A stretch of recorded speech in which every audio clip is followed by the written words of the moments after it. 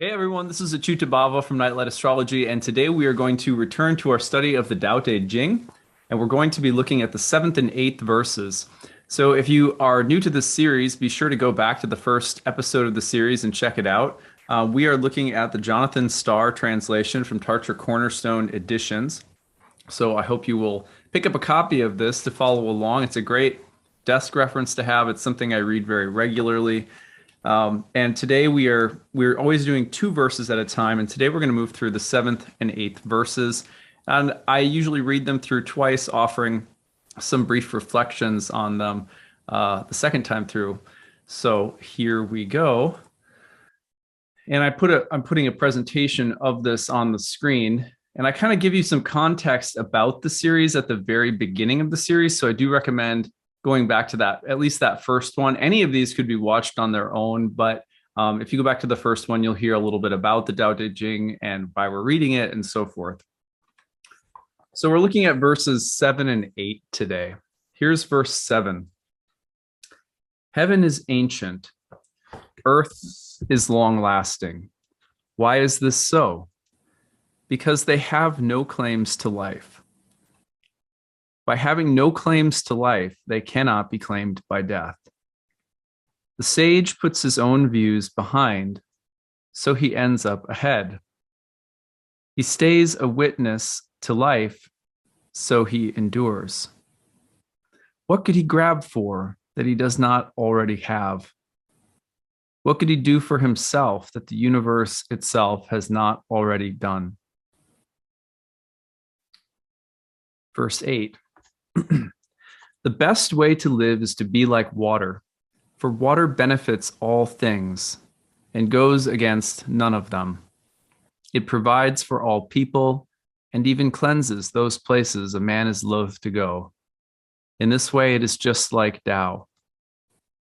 Live in accordance with the nature of things. Build your house on solid ground.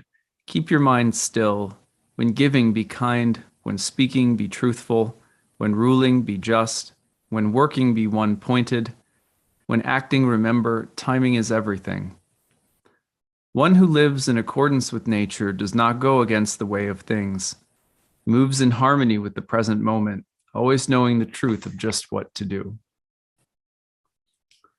We'll read both of those verses, so beautiful, and we'll read them again. And I'm just going to offer some reflections as we go. Verse 7, heaven is ancient, earth is long lasting. Why is this so? Because they have no claims to life. By having no claims to life, they cannot be claimed by death. The sage puts his own views behind, so ends up ahead, staying a witness to life. The sage endures.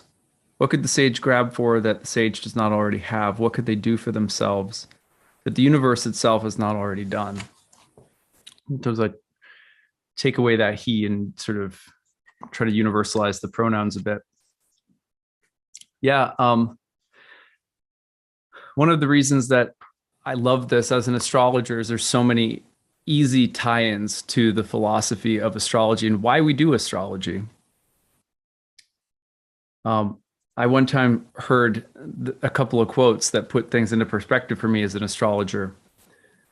How could there be rules, repeatable rules in the astrological system when not once in the entire history of the solar system before the sun burns out will all celestial objects in the solar system be in exactly the same place twice?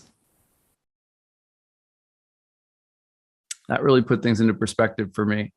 The other thing is to remember that, eventually our sun will burn out and life here will be over. There's a sense that astrology gives me every day of what is permanent and enduring and what is transient or what is impermanent. And it's not, by doing so, it doesn't make me feel as though the world is fake or false or an illusion. It gives me a feeling that my attachments are small and passing. My triumphs are small and passing, and so are my defeats. And that these aren't places to build my sense of self, health, or joy from. Not that I have to dismiss or discard them either, but that there's something more that is always there despite the coming and going of things. And this is what I feel when I read the Tao Te Ching. This is what I feel behind why I study the planets every day. The planets put me in touch with the flux, but they place it into the hands of eternity at the exact same time. That's what the planets are always doing. And I love the advice here about being a sagely person.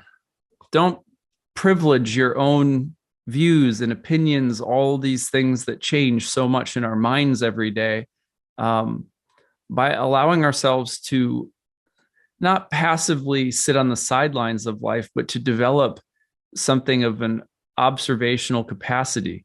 Oh, I can see that things come and go, that things ebb and flow.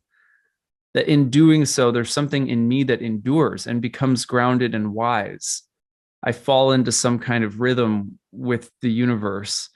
I'm not grasping for anything. It's not that I'm sitting in a cave somewhere pretending like nothing's happening, but I'm not grasping. And remember the name, one of the names of the planets were the grahas, the graspers, the grabbers. This is what life feels like when we don't have that eternal perspective. So sometimes it's actually advantageous to not have an overly developed view on things, a judgment on things, or an expectation or attachment. That doesn't mean that we don't, that we're, again, we can do so while also playing our lives, walking the path that we're meant to walk. These are not contradictory positions. Verse 8. The best way to live is to be like water, for water benefits all things and goes against none of them. It provides for all people and even cleanses those places a man is loath to go. In this way, it is just like Tao. Live in accordance with the nature of things. Build your house on solid ground. Keep your mind still. When giving, be kind. When speaking, be truthful. When ruling, be just. When working, be one-pointed. When acting, remember timing is everything. One who lives in accordance with nature does not go against the way of things. He moves in harmony with the present moment, always knowing the truth of just what to do. Love this verse as well. The best way to live is to be like water, for water benefits all things and goes against none of them. It provides for all people and even cleanses those places a man is loath to go. In this way, it is just like Tao. One thing I've noticed over many years of reading charts for people is that, you know, fortune is like rain. It falls on everyone.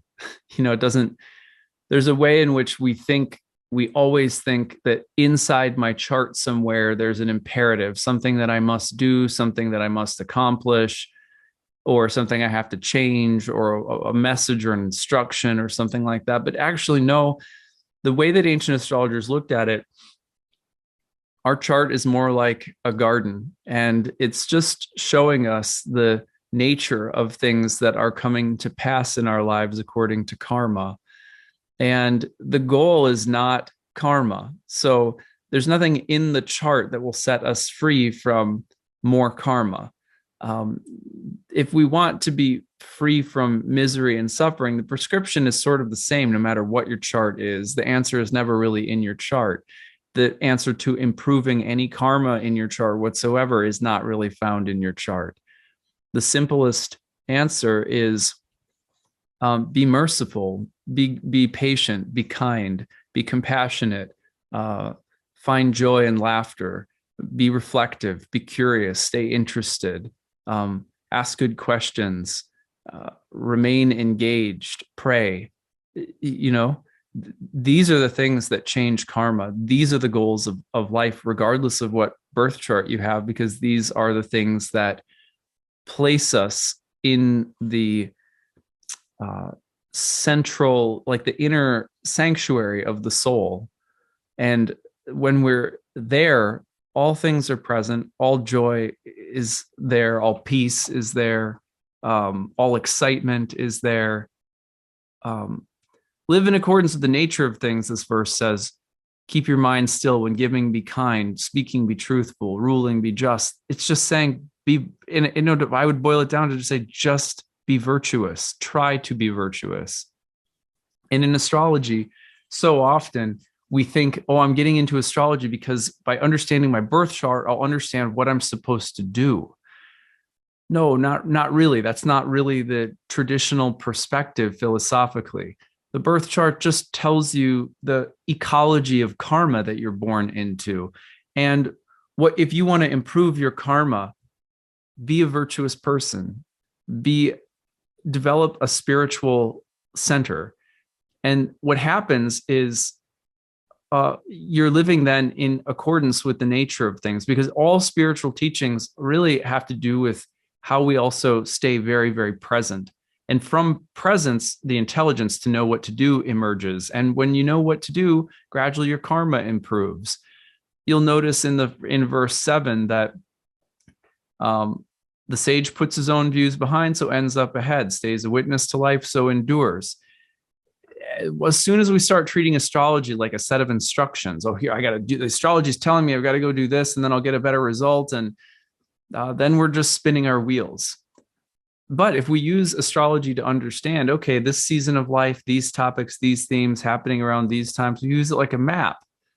Then when we walk through those experiences, we can maintain equanimity. We can stay home in the spiritual virtues that we're trying so diligently to cultivate, which is the place from which all better karma arrives. And also something beyond karma itself, good or bad, starts to present itself. So the Tao Te Ching's constant teaching is stay present and develop virtue. And to me, astrology, ancient astrologers were really no different. They looked at the sky and the patterns of the sky and said, well, what keeps us from being virtuous? What keeps us from being present? Oh, well, it's the ever-turning wheel of karma. It's the ever-turning wheel of fortune that I get so identified with, so lost in, for the good and the bad. And then I go around thinking, well, it's somewhere in that wheel that my purpose lies. It's somewhere in that wheel that I have to fix something or improve something or get a different result or avoid a certain kind of result. No, we watch the wheel specifically so that we can walk through our lives home in virtue, home in soulfulness, present, where all joy, intelligence, peace, excitement, all the real things are actually residing. And we stay home in that and pay attention to where the wheel of fortune is turning, specifically so that we don't get identified and lost in it. We already have to go through it. Why get lost in it? So the Tao Te Ching's advice for enduring in eternity, in the Tao, in being identified with the Tao rather than in transient things, stay present and be a good person. It's pretty simple advice, hard to execute, you know? At any rate, I hope you guys enjoy this and just gives you some good food for thought. These are the kinds of things that I read every morning before I write my programming for the day, whatever it might be. So I thought in sharing it with you, you might come to understand what inspires me, what motivates me as an astrologer, and hopefully these are some good things that you can take into your own life and practice as well. All right, that's what I've got for today. We'll see you guys again tomorrow. Bye.